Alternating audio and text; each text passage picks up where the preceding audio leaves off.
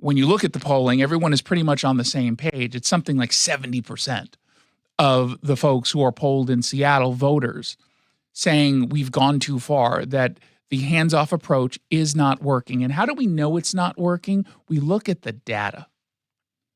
Since we decided to decriminalize in 2018 in King County, and I'm only talking King County, obviously the state decriminalized a couple years ago, but since 2018, every single year, we've seen a new historic number of fatal overdoses.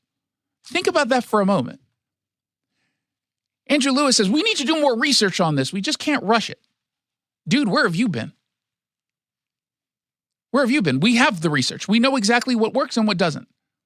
And even if you're not convinced that going the route of allowing the Seattle city attorney to take over and push people into diversion programs won't work. Let's just say you're not convinced it'll work.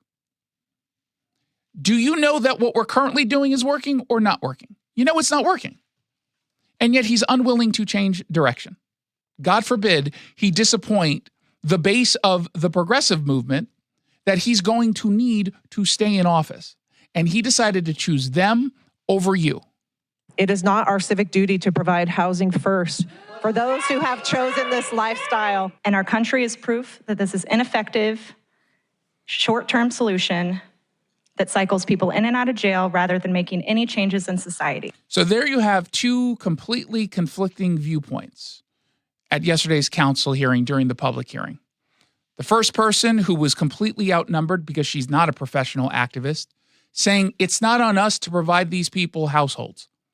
We can give them help, but we don't have any duty just to give them a home and pretend there's no other issue here. She, of course, gets shouted down or shouted at. Then you have the person who very confidently tells you, we have proof. It doesn't work by cycling people through the criminal justice system. That is a lie. That is a lie. We don't have that proof. You know what they're generally not doing when they're in jail? Getting high. Can they get high? Yeah, they can, because drugs get smuggled into prisons. Sure. But we know that they're, generally speaking, not dying of an overdose when they're in jail. Consider that your safe consumption site where it's actually monitored. And you know what else they're not doing while they're in jail?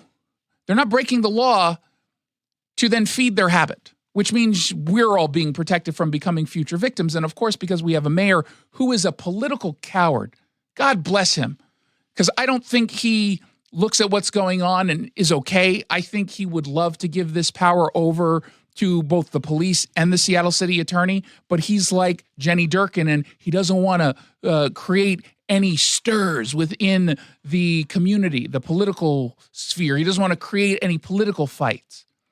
And so he puts out a non-committal statement on this.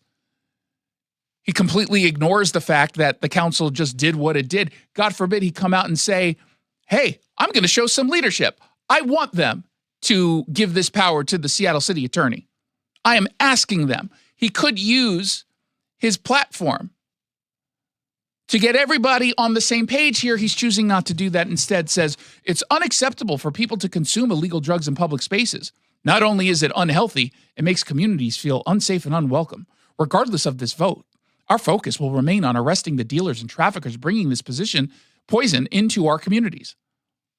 Wow. Thanks. So powerful. You really told those council members who's in charge. You really told the city who's in charge.